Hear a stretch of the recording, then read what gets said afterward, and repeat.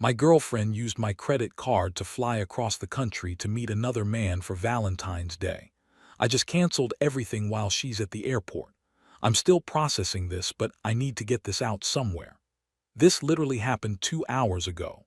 So some background: I've been with Sabrina for almost 3 years. We moved in together about a year ago, and I thought things were solid. Sure, money was sometimes tight for her since she's been freelancing, but I was happy to help cover rent and utilities while she got on her feet.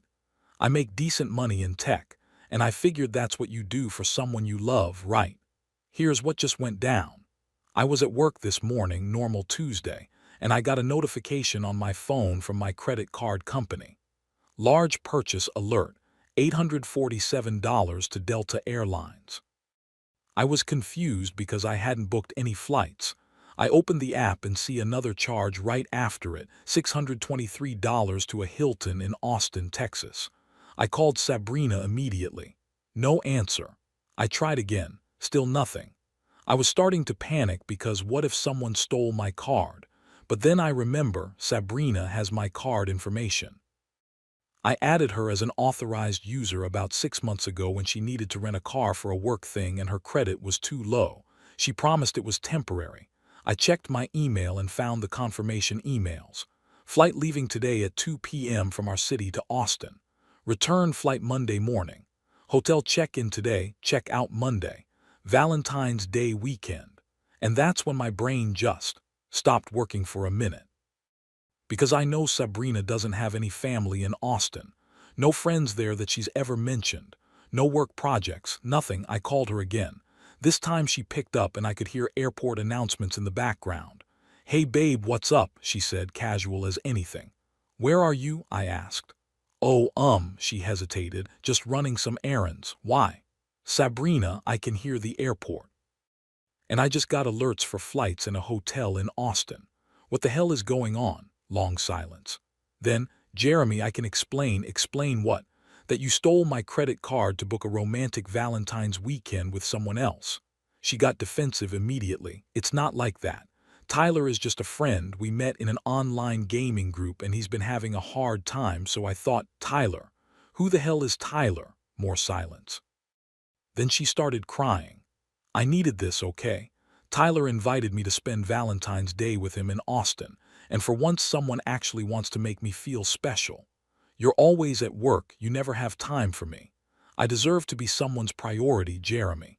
I deserve a real Valentine's Day for once, and if you can't give me that, then..." I hung up. My coworker asked if I was okay because apparently I'd gone completely pale. I told him I needed to step out.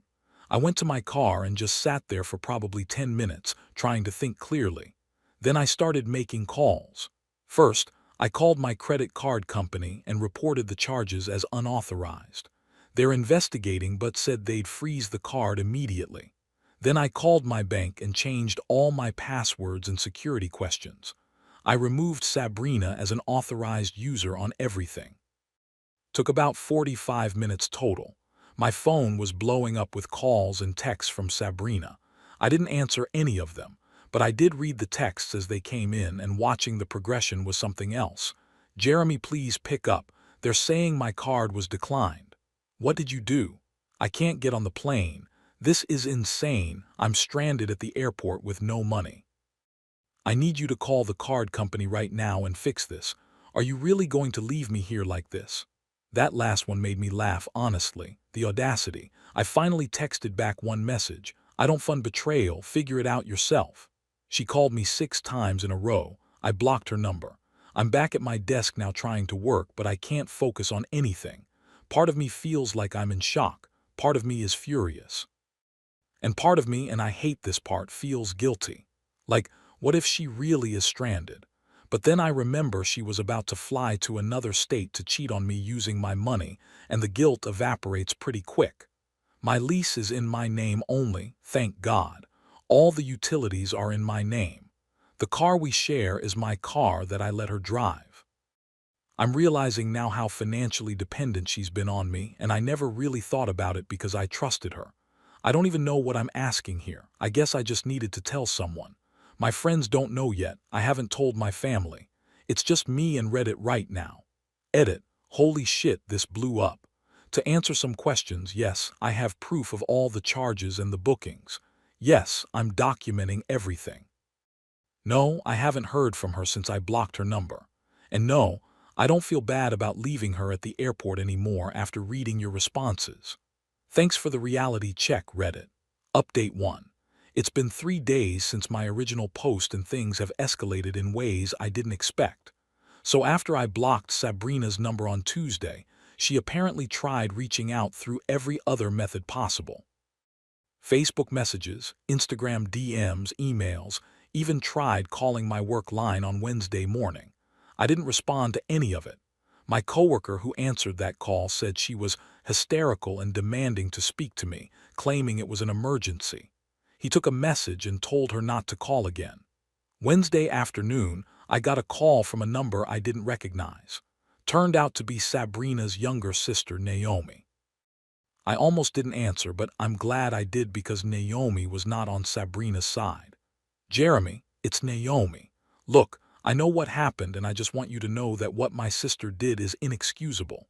She called me crying from the airport asking me to come get her, and I told her she made her bed and needs to lie in it. I was honestly shocked. Naomi and Sabrina have always been close, so I genuinely didn't expect this. Naomi continued. She's been talking about this Tyler guy for months. I kept telling her she was playing with fire and that you didn't deserve this. She said you were boring and that Tyler made her feel alive or some bullshit. I'm really sorry, Jeremy. You've always been good to her. We talked for about 20 minutes. Naomi told me that Sabrina had eventually gotten enough money together, probably borrowed from friends, to get a rideshare back from the airport. She'd been staying on Naomi's couch since Tuesday night. Wait, she hasn't come back to the apartment, I asked. Oh, she has. On Tuesday night around 9 p.m. But then she just grabbed her stuff and came to my place instead. I guess you weren't home. I wasn't. I'd actually gone to stay with my buddy Justin that night because I couldn't face being in our apartment surrounded by her stuff. That's when I made a decision. I called a locksmith on my lunch break Wednesday and had them come change the locks immediately. Cost me $250 but worth every penny. Then I called my building manager and explained the situation, kept it vague, just said we'd broken up and I needed her removed from any guest access lists. He was understanding and said he'd make a note in the system. Thursday morning, yesterday, I took a sick day and spent it packing up all of Sabrina's belongings. I was methodical about it. 3 years of shared life, all going into boxes and bags. I took photos of everything before I packed it just to have proof that I didn't damage or keep anything. I stacked it all neatly in the hallway outside the apartment door. Then I sent one single email to the last address she'd contacted me from. Your belongings are outside the apartment. You have until 6 p.m. today to collect them. After that, I'm donating everything to Goodwill. Do not attempt to contact me again. I waited inside, watching through the peephole like some kind of stalker. Around 3 p.m. I heard footsteps and voices. Sabrina showed up with Naomi and another friend I didn't recognize. I watched as Sabrina tried her key in the lock. It didn't work, obviously. She tried it 3 more times, harder each time, like that would help. Then she just stood there staring at the door. He really changed the locks, I heard her say to her friends. She sounded more disbelieving than anything else, like she genuinely thought I wouldn't go through with it. Come on, let's just get your stuff and go, Naomi said. That's when Sabrina started crying. This is so unfair. I made one mistake and he's throwing away 3 years like it's nothing. He won't even talk to me. He won't let me explain. Naomi's response. Sabrina, you stole his credit card to cheat on him. What explanation could possibly make that okay? I wasn't going to do anything with Tyler, she snapped. We were just going to hang out. In a hotel, for Valentine's Day. Are you listening to yourself? Sabrina had no answer for that. They gathered up the boxes and bags. It took them 3 trips to get everything down to Naomi's car. I stayed quiet the whole time, just watching through the peephole. Once they were gone, I sat on my couch in the silence and realized the apartment felt lighter somehow. Less cluttered both physically and emotionally. But here's where it gets interesting. Last night around 10 p.m., I get a text from my phone carrier saying my line had been added to a new family plan and asking me to confirm. I didn't authorize this. I called customer service immediately and found out someone, using Sabrina's name and information, had tried to switch my phone to a family plan with her as the primary account holder, which would have given her access to my call logs, texts, everything. The rep said the request was denied because it required my PIN, which she apparently didn't have. But she tried. She actually tried to take control of my phone account. I'm changing everything now. Every password, every security question, every PIN. I'm going through my credit report this weekend to make sure she didn't open anything in my name that I don't know about. I also ordered a Ring doorbell and it's being installed tomorrow. I keep waiting to feel sad, but mostly I just feel relieved and angry, definitely angry, but also like I dodged something worse down the line. What if we'd gotten married? What if we'd had kids? She would have had access to so much more than just a credit card. I'm meeting with a lawyer next week, just to make sure I'm protected if she tries to claim any of my stuff or says I owe her money. Everyone here was right. Document everything. Protect yourself first, feelings later. One thing that keeps bugging me though, who the hell is Tyler? I looked at her Facebook friends list and found a Tyler Brennan from Austin. Guy looks like a budget Chris Hemsworth wannabe, all gym selfies and motivational quotes. They've been Facebook friends for 8 months. How did I miss this? Anyway, I'm supposed to be focusing on work right now, but I keep getting distracted reading all your comments. I'll update again if anything else happens. Edit. Someone asked about the hotel reservation. No, I'm not getting charged for it. The card was frozen before she could check in, so the hold was released. Small victories. Update 2. I cannot believe I'm writing this. The last 3 days have been absolutely insane. So after my last update where I mentioned finding Tyler's Facebook profile, things were relatively quiet for about 48 hours. I was starting to think maybe Sabrina had finally gotten the message and would leave me alone. I couldn't have been more wrong. Sunday morning, I wake up to 28 missed calls and over 100 text messages.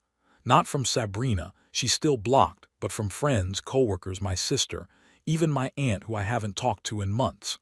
They're all asking if I'm okay and telling me to check Facebook. I opened Facebook and found that Sabrina had posted a massive essay on her page around 2 a.m. And I mean massive, had to be at least 2,000 words. The post was titled "When Love Becomes Control, My Story of Surviving Financial Abuse." I'm not going to copy the whole thing here, but the highlights were absolutely wild. According to Sabrina's version of events, I was controlling and manipulative throughout our entire relationship. I used money as a weapon to keep her dependent on me. I isolated her from friends and family. We had dinner with her parents literally once a month. I tracked her phone and monitored her communications. I verbally abused her and threatened her when she tried to leave. The credit card incident was me punishing her for having male friends.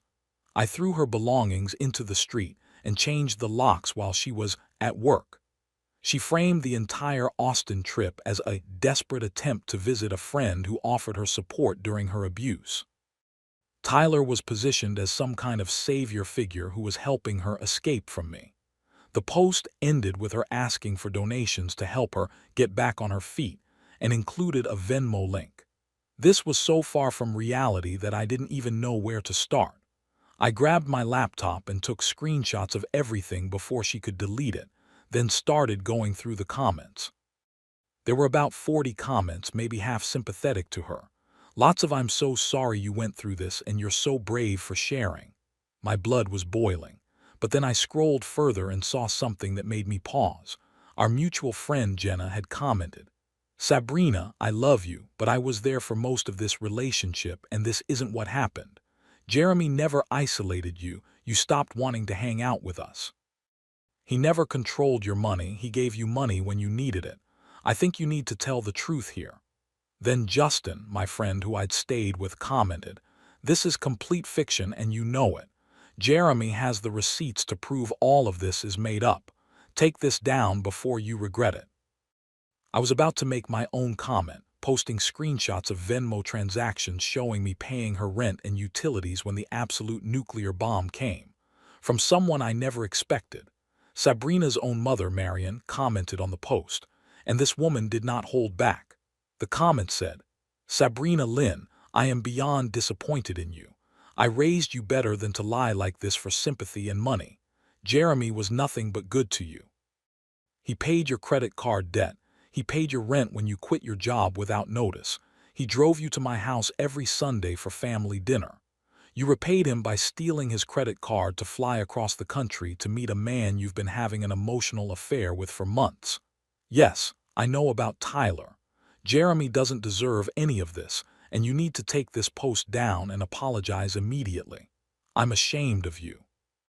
I had to read it 3 times because I couldn't believe it was real. Her own mother just publicly destroyed her narrative. The comments section exploded after that. People started questioning everything in Sabrina's post. Friends came out with their own stories about lending her money that she never paid back, about her constantly complaining about being bored with me, about her showing them pictures of Tyler and talking about how exciting he was. Sabrina tried to do damage control. She commented back to her mom, "Mom, you don't understand the full story. There's so much you don't know. He was different behind closed doors." Marion responded, "I've spent 3 years watching you take advantage of that man's kindness. Don't you dare try to manipulate me the way you manipulate everyone else. Call me when you're ready to tell the truth." By Sunday evening, the post had been shared to a Facebook group about local drama in our city, where it got even more attention. People were posting screenshots with comments like "the audacity" and "the mom coming in with the truth bomb." Monday morning, Sabrina deleted the entire post. Too late, though. I saved everything. My lawyer, who I met with last Friday, was absolutely gleeful when I showed him. He said if she tries to claim anything or spread more lies, we have a potential defamation case. But wait, there's more. Monday afternoon, I get a LinkedIn message from Sabrina's manager at the marketing agency where she freelances. He said several clients had seen her Facebook post. She'd listed the company in her profile, and were concerned about being associated with someone involved in such public drama. The company reached out to me for confirmation, then decided to pause all her contracts pending an internal review of professional conduct. Basically, she's suspended from work because her own lies became too public. Yesterday, Tuesday, Naomi texted me. "Yes, we're apparently friends now, which is weird but also kind of nice." She said Sabrina is staying with their aunt an hour away because Marion can't even look at her right now, and Naomi needs space from the drama. Naomi also told me that Tyler apparently saw all the Facebook stuff and blocked Sabrina on everything. Turns out he's married. His wife found out about their friendship and told him to cut contact completely. So Sabrina lost her relationship with me, her job, her mother's respect, and her fantasy romance with Tyler all in one weekend. The schadenfreude is real, folks. As for me, I'm doing okay, all things considered. The apartment feels peaceful now that her energy is gone. I've been going to the gym more, hanging out with Justin and Brad. It's nice to remember what it's like to talk to someone who isn't constantly taking from me. My mom keeps asking if I'm sad about the breakup, and honestly, I'm not. I'm angry about what she tried to do to my reputation, but I'm not sad about losing her. That probably says everything, doesn't it? I'll update again if anything else crazy happens, but hopefully this is the end of it. Sabrina's moved an hour away, she's blocked everywhere, and everyone who matters knows the truth. I think I can finally start moving on. Edit. To answer the top questions, yes, I have everything documented. No, I'm not going to pursue legal action unless she does something else. And no, I don't feel sorry for Sabrina. Play stupid games, win stupid prizes. Final update. It's been about 6 weeks since everything went down, and I figured I owed you all one last update since you've been following this wild ride from the beginning. First, the Sabrina situation. Things got worse for her before they got better. Well, better is relative. Her marketing agency officially terminated all her contracts after 2 more clients specifically requested not to work with her. Apparently, screenshots of her Facebook post are still circulating in local business networks. From what Naomi tells me, we grab coffee every couple weeks now, which is nice. Sabrina has been applying for remote positions in other states. The aunt is apparently pretty strict and doesn't tolerate the victim narrative, which Sabrina tried to pull initially. According to Naomi, the aunt's response was something like, "You destroyed your own life. Now you fix it." The Tyler situation is actually kind of fascinating. His wife found my original post and reached out to thank me for exposing what her husband was doing. Turns out Tyler had been pulling this same online gaming romance routine with multiple women. She's divorcing him now. Sabrina's mom, Marion, actually called me 2 weeks ago just to apologize again and check in. We talked for almost an hour. She's a genuinely good person who's absolutely mortified by her daughter's behavior. She told me Sabrina has been in therapy and is finally starting to acknowledge what she did, but Marion says she still tries to minimize it sometimes. The craziest part. Last week I got a handwritten letter from Sabrina. My first instinct was to throw it away unopened, but curiosity got the better of me. It was actually a real apology. No excuses, no justifications, just acknowledgement that she'd betrayed me, stolen from me, and tried to destroy my reputation when I wouldn't play along with her fantasy. She said she's in therapy working on why she sabotaged something good, and she doesn't expect forgiveness but wanted me to know she understands what she did was unforgivable. Honestly, I appreciated the letter. Not because it changes anything, I'm never speaking to her again, but because it felt like maybe she's actually dealing with her issues instead of blaming everyone else. As for me, life is genuinely good. Better than good, actually.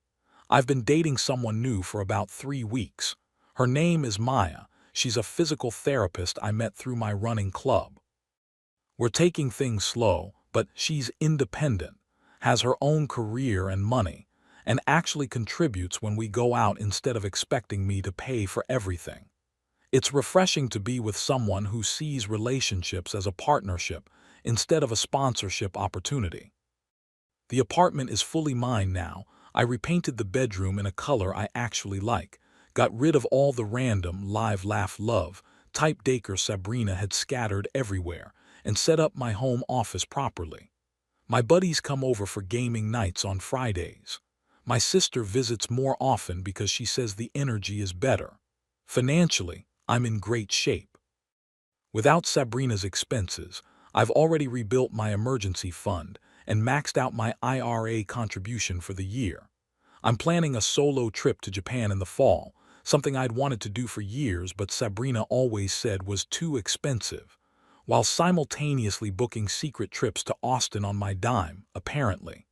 The biggest change is internal, though. I trust my instincts again. I'm not second-guessing myself or making excuses for red flags. I'm not anxious about checking my bank account.